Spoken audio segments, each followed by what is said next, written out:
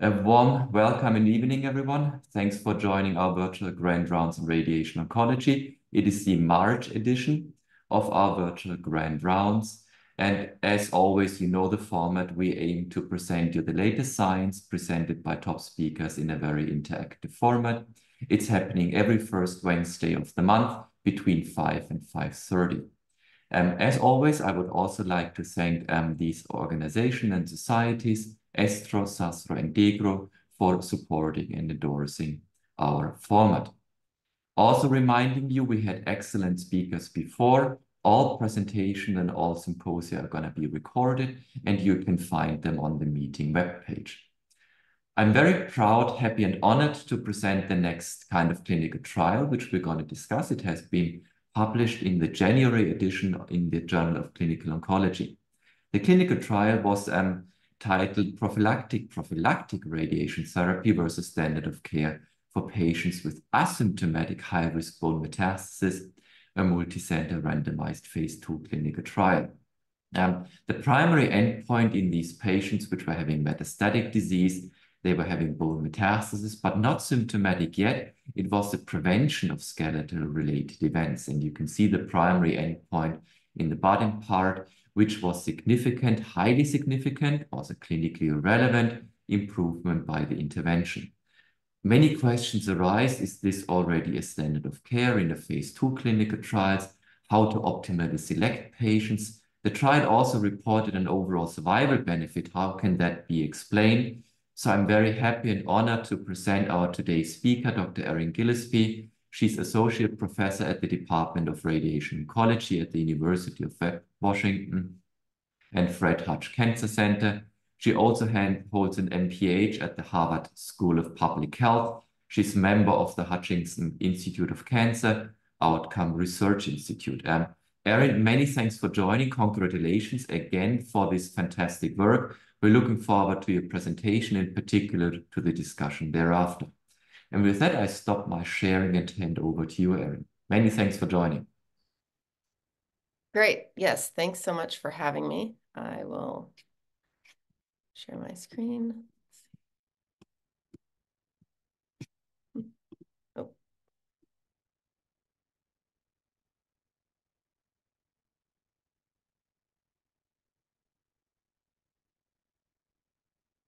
All right, so I will give enough background to give us a good amount of time for discussion. So I'll talk about the phase 2 trial that we ran through Memorial Sloan Kettering that, as you mentioned, was just published.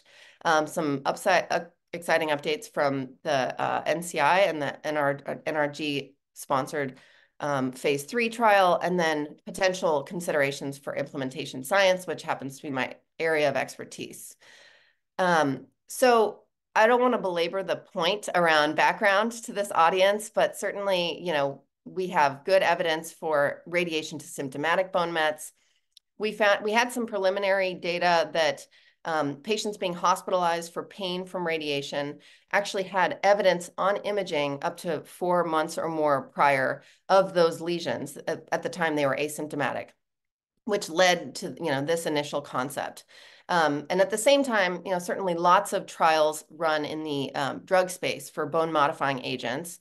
Then they were using this. So one of the early questions was, what's the best primary endpoint? And really leveraging information from these medication trials, we came up with skeletal related events, which are defined as the pathologic fractures, cord compressions, surgery, or radiation. So we first conducted a phase 2 randomized controlled trial at Memorial Sloan Kettering. We also opened it in our MSK Cancer Alliance partner site. So it was technically a 3-site multi-institutional study. The initial, 1-to-1 randomization, it was stratified by histology and planned standard of care. And these are the eligibility criteria, which we can go into a little bit more detail later. And again, the primary endpoint being any skeletal-related event. So as I mentioned, 78 patients enrolled over a 3-year period from these 3 institutions. They were well-balanced in age and various factors. I've highlighted here that the vast majority of our patients, 90%, were on systemic therapy as their planned planned standard of care, as opposed to just observation or no cancer systemic therapy. And we collected bone modifying agents as well, but not in a planned fashion. And those were fortunately balanced. We didn't stratify it at the time, but certainly with the potential for that to influence skeletal events, we did notice, of course, that that's not as high as you would anticipate in a population that's basically everyone except for castrate-sensitive prostate cancer. They are sort of guideline recommended. You can see that there was a good variety of radiation dose and fractionation. A third were getting our kind of routine SBRT fractionation, which was 27 and 3, and then a mix of 20 and 5, and many patients getting 8 gray and 1 as well.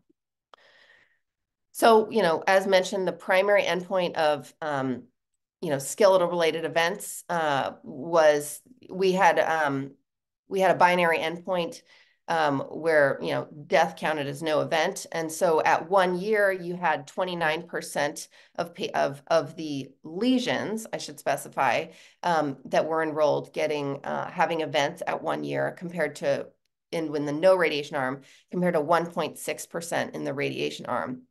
And that was highly significant. But of course, the first criticism, even before we wrote this up, was, well, are we just doing radiation to prevent radiation? So we removed radiation, that was strictly for pain. And we also did, instead of analyzing at the lesion level, because you could actually so we had 78 patients with 122 lesions. So you could enroll more than one high-risk lesion. So we both changed it to the analysis to say, removing radiation and at the patient level, what is the event rate? And you still saw high significance of a high p-value of 0.008. And there the event rate was 14%, 13.8% versus 0. And that's important as it, I'll mention it informed future studies. So the factors influencing skeletal events, histology was not significant, but as you can see from this graph, which is not part of our primary publication, we did see more events in the non-breast prostate solid tumors. We also did sort of an exploratory analysis of skeletal events by high-risk criteria, because that was an important, another common question was, 29% is a high event rate, but there's obviously a lot of patients that aren't having events. So what have we learned from the phase 2? And really what we learned was, on a log rank test, by these 4 groupings that we pre-specified, you do see a significant difference. Whether you tend to see more events in the junctional spine and the bulky sites rather than the hips and long bones, but the caution is just that there were actually very, very few long bones enrolled. So is that real? We don't, there's not really adequate data for additional pairwise testing. So that's one of the key things to really be trying to understand in future research. So the other really part of this that, got people's attention, of course, is that we not only saw a big difference in skeletal related events, but we also detected an overall survival difference. And this was about a median of about 1 year that extended to 1.67 years in the radiation arm. This was including all patients, intent to treat, and the hazard ratio was about 0.5. So, the one question that people have, that I know that, anticipating around mechanism is, well, are skeletal related events really on this on the path to the overall survival difference? And in talking to our statisticians, really the best way to evaluate that was as part of a multivariable model. It's called a time varying covariate. And certainly you do see that skeletal events are associated with overall survival, which supports that hypothesis. but is certainly not definitive. The other important part of this multivariable analysis is that the study arm, radiation versus no radiation, ends up still being significant. Certainly, histology is also correlated with overall survival, as is performance status. So the other secondary endpoints that we looked at, we looked at hospitalizations related to SREs, which were significantly different. We also used the brief pain inventory, which was significantly reduced at 12 months specifically. So you can see that it takes some time for these curves to separate, which may have implications for, from a pain perspective, patients needing to live long enough to benefit from that perspective. And that there were really very few adverse events. No grade 3, 10% grade 2. And I haven't shown here, but we also did look at the EQ5D as a global quality of life. It's in the manuscript, and it was negative with some, hypothesis generating things we can talk about. So really the first randomized trial of asymptomatic METs, a promising indication with large differences in the skeletal events, including radiation, and still significant differences without radiation, still kind of pointing to the need to optimize really the appropriate use and the identification of these patients. We did see, I'll mention later, radiation, the overall survival difference, and what are the mechanisms of that. So we took this to, well, NRG was, as eager as we were to consider future, really multi-center community-based phase 3 practice-changing research.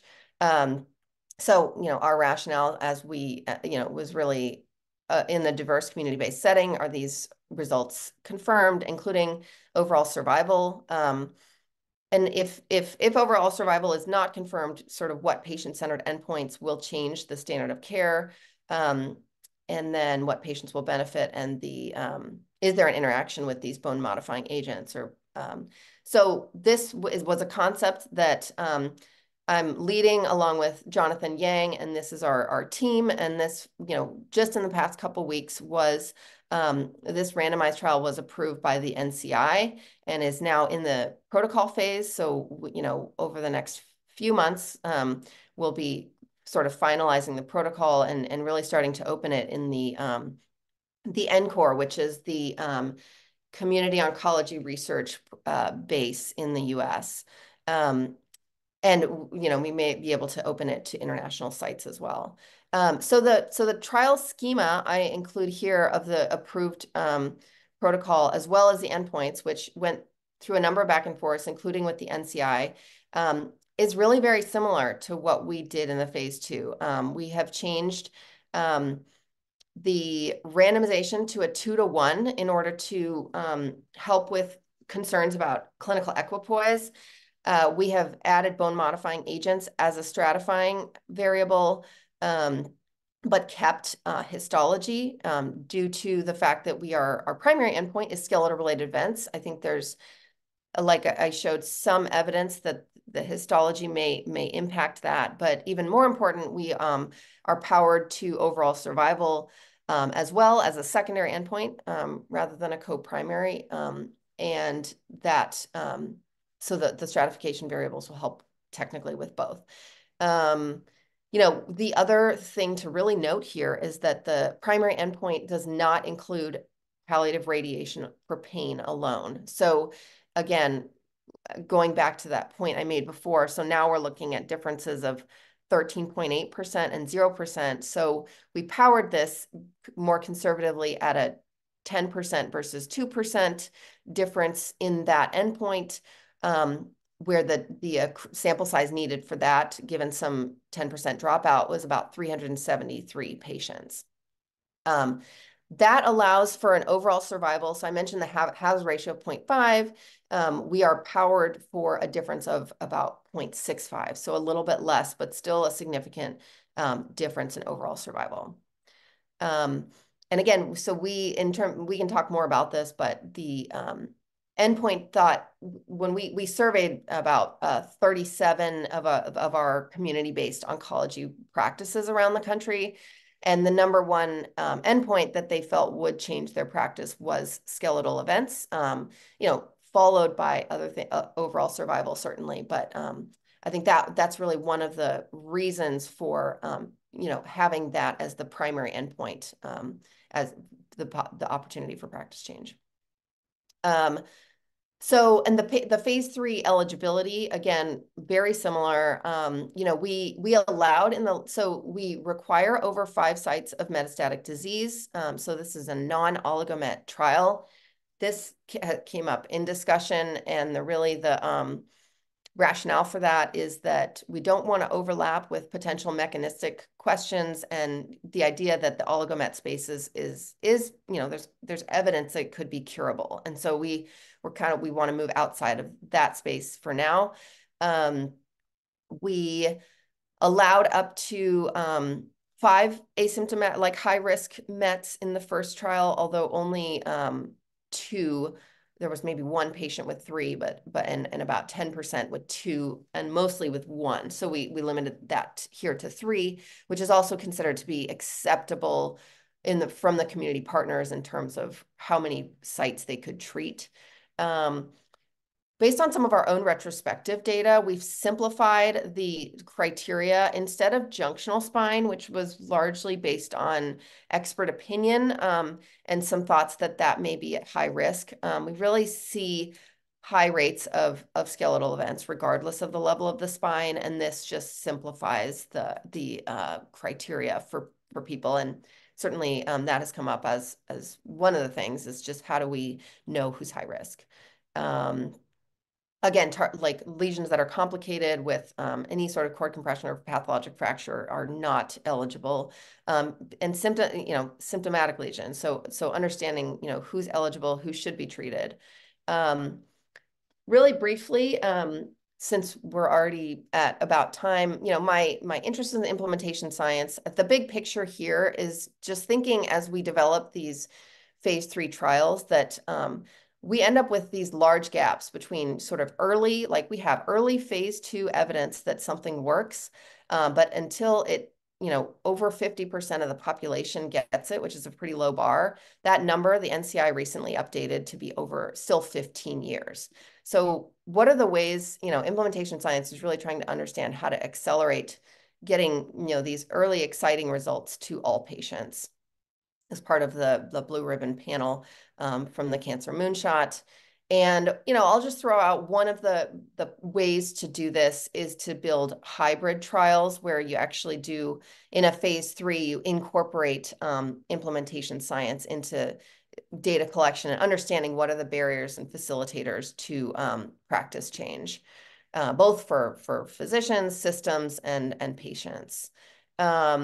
So I think some of the specific challenges from the implementation is really this concern about the low event rate. The NCI mentioned it as well, is, how can we possibly enrich the patients that we're treating and rather than over-treating?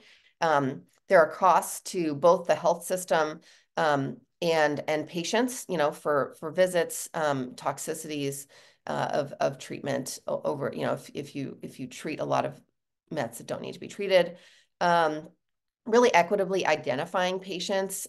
We found about 2/3 of all of our patients had come from the radiation oncology clinic, so they had been referred for a symptomatic lesion otherwise, or they are on follow-up. But there's obviously, and we've done some work, there's a large number of patients being seen for us in the US, medical oncology, which is a separate specialty, that are not being referred for these treatments potentially, or may not be referred in the future off trial as well. And if there's concerns about difficult cases, there's certainly a lot of questions that come up around when something warrants surgery or not. Our initial, we tried to, use the eligibility criteria to really help people understand like what's sort of at risk of fracture. That's where some of the thickness of the cortex involvement comes in, those complicated fractures. And then, essentially, I lost my train of thought. Yeah, but just trying to incorporate, surgical evaluation and ultimately, what really within this trial, what we anticipate is that people that are at the highest end of risk, where people are really not comfortable randomizing, they won't randomize, and they will use this data to potentially support early treatment. We know some of that happens already. I think we, as when you think about evidence and practice, using early evidence in sort of very select cases is something that is done. It's acceptable, but potentially shouldn't be done too much is the main point. So that's kind of what I had, showing you the phase 2 strongly supports radiation, but we really need a phase 3. We can talk. I'm happy to opine on the mechanisms of benefit and how we might be able to look at that in our next trial, and then thinking about some of the barriers to actually getting the right patient to the right treatment at the right time. And with that, I'm happy to leave it up or stop the share. Yes, please. First of all, congratulations to your clinical trial, and in particular, congratulations for securing a phase 3 trial to further test the hypothesis. And we have a couple of questions, but let me ask with one you might have answered already. Unfortunately, most of our participants will not be able to participate in your trial because they are located in Europe. So if you would have a patient with a high-risk bone metastasis in a center not having access to your phase 3 trial, would you consider already offering prophylactic radiation in a clinical routine environment? Well, that's where I would So how say, would you select patients where you would be more proactive and where we would be more cautious? well, this is where it gets gray, certainly. I do think that the patients that your clinical suspicion is just high, concerned, um, you know, I think that you can use this data to justify it. For someone who has potential, and the whether maybe that's a bulky lesion that doesn't quite warrant surgery, and it's in a location where you're thinking about surgery, but they don't really meet criteria for surgery. I think that might be the one area to sort of justify. But you really, like I said, there's an opportunity to really treat a lot of things that we don't know if it helps or not. And interestingly, and that's particularly we've got the spine actually is another area where we probably treat patients that are at risk of, they've got kind of like low grade early cord compression or invasion of the ESCC1, for example.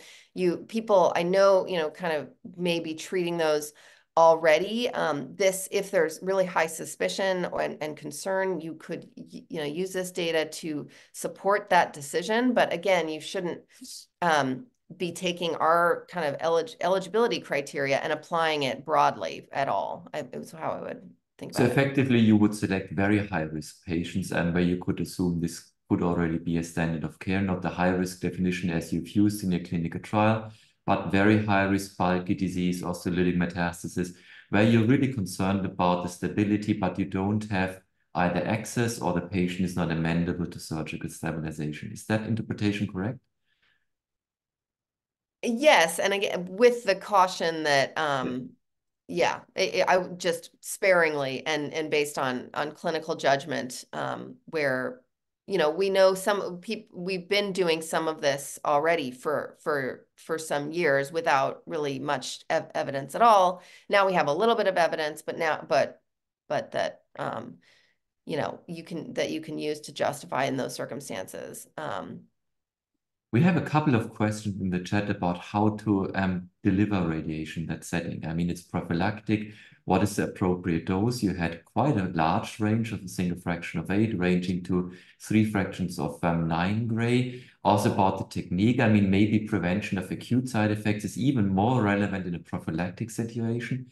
So could you elaborate what would be an appropriate dose and what would be the most appropriate technique to deliver prophylactic radiation? Have you looked Yeah, at doses? so in our next phase, the phase 3 trial will actually allow any a number of evidence-based fractionations up to 5 treatments. You guys don't do as much 30 gray and 10 probably as we do, but that seems like too many treatments for asymptomatic lesions.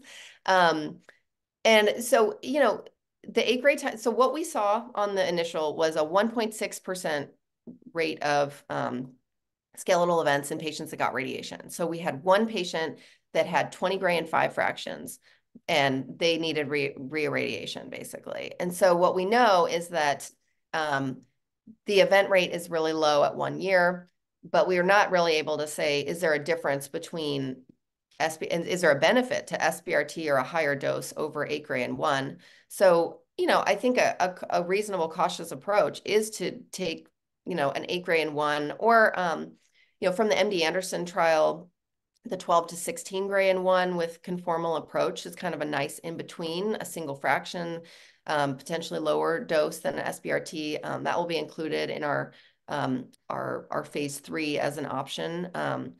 But yeah, I agree. I think sort of, you don't need to we've not shown that you need to go to high doses, but conformal treatments tend to reduce side effects. So if you can get approval and do that, it does make some sense. What was the study protocol looking? Was kind of conformal radiation required, or was it conventional radiation? Was it IMRT in your phase 2 trial? Are there It was specific requirements in the phase 3 trial? It was anything, and the phase 3 is also anything, meaning, so that's why when I show the doses, because to us, we had kind of internal guidelines, like 8 gray and 1 is typically, done, APPA or simple. And 27 and 3 is almost always SBRT. But we had lots of 3D conformal, or the technique was open to what was needed for the patient. Another question, you mentioned that the endpoint in your phase 2 trial could be debated, the radiation.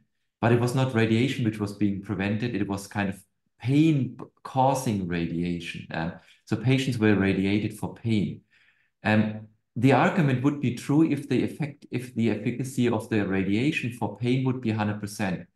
I would assume, have you collected the pain response in the patients having high-risk bone metastases which develop pain? You would assume it's about 60% pain response and maybe 20-25% complete pain. Have you collected this? The efficacy of your palliative symptomatic radiation? Um, well, no, that would be like additional patient-reported outcome collection and everything that wasn't really included. And I think that you can't, I mean, and it would be mostly from the untreated arms, so that data would be similar, right, to the data, the randomized data that we have on palliative treatment for symptomatic bone mets. I mean, I think you can use any of that literature, which suggests that higher doses may be better, although, still kind of, case by case. I think that the point about the importance of radiation for pain as an endpoint is well taken, right? Like when we looked at SREs and their association with overall survival, we included radiation for pain in the group, and we saw it was correlated in that whole group. And like we didn't go, multiply testing to look at when you take radiation for pain out of that group, is it still associated? But, it was 2/3 of the events. So, it's an important endpoint. And excuse me, and in the NCI review, they pointed out, if the primary is not going to include radiation for pain, make sure you still collect that data in a planned secondary for our future knowledge. And that was the argument for actually powering it without the radiation, was to just say this is, in talking to medical oncologists, this has actually been used in some of the bone modifying agent trial interpretations, that when this agent doesn't differ from this agent in the radiation events, then maybe these drugs are considered comparable, right? So they really point to the fractures and the cord compressions and the surgery as the events that are changing their practice. So we wanted to make sure that we were like choosing the endpoint and powering it to something that would, in fact, get people's attention and change the practice. But we are not overlooking the potential importance of pain and morbidity and potential functional status that comes with pain down the line. Maybe one last question also from the chat, now referring to your phase 3 trial. It is quite broad, the inclusion criteria, in terms of now the full spine is being included, but also theoretically, patients having a widespread metastatic disease, having a poor prognosis could be included. Is there any kind of limitation on patients which will be enrolled in the trial in terms of metastatic tumor burden, expectancy? There is not a limitation on how widespread it is. The performance status does need to be, we've currently have an ECOG of 0 to 2, I think. Most patients, yes, and including 2 we thought was important, rather than making it too selective. But yeah, these are both really important questions that, more research is needed, because if you look at like the benefit, if someone's only going to live 3 months, are they going, we don't have any evidence that they're going to have any pain difference. Are we really changing that overall survival? I don't know. But I think that so it's left to be broad, because that worked in the phase 2. But it does just point to we don't know. We could potentially treat a lot of people based on this eligibility. And we'll see the patients that get enrolled in the phase 3. But yeah, it is broad. And, in talking to medical oncologists as well, that's part of one of the big questions is like, if we could really predict which lesion would fracture exactly, we would be doing a lot of good. We would also be helping them determine who to really push the bone agents on, because they've got 40% of patients that don't take them for side effects or dental clearance or other things, right? So I think these are important questions with more research needed. So also looking on the time, we have 5:30. Many thanks and congratulations again. So we're looking forward to continuing your successful research, and we keep fingers crossed to your phase 3 trial. It will be fantastic, and we will learn a lot how to best apply radiation in a palliative setting, not only when the patient is being symptomatic, but potentially also to prevent quality of life, to prevent deterioration of our patients, and to preserve quality of life of our patients, which is of maybe even more importance for the future. So thank you very much, and thanks for joining. Definitely. Thank you so much. Last comment, before the game is after the game and vice versa. So let me share my screen again. And I want to test something new again, because the next iteration of our virtual grand rounds is going to be happening next month. It's going to be 3rd of April on Wednesday. And I have a couple of ideas what could be potentially interesting clinical trials. But maybe I'm missing the most important and relevant one. So please, if you have any potentially practice-changing clinical trial, if you have potentially breakthrough basic or translational research in the field of radiation oncology, or a very controversial or relevant oncopolitical paper, please send it to me by March 12th, and then we will implement that in our series. Many thanks for joining again on a Wednesday in the afternoon. I wish you a good evening, and looking forward to meeting and seeing you again at the latest in 4 weeks. Bye, everyone.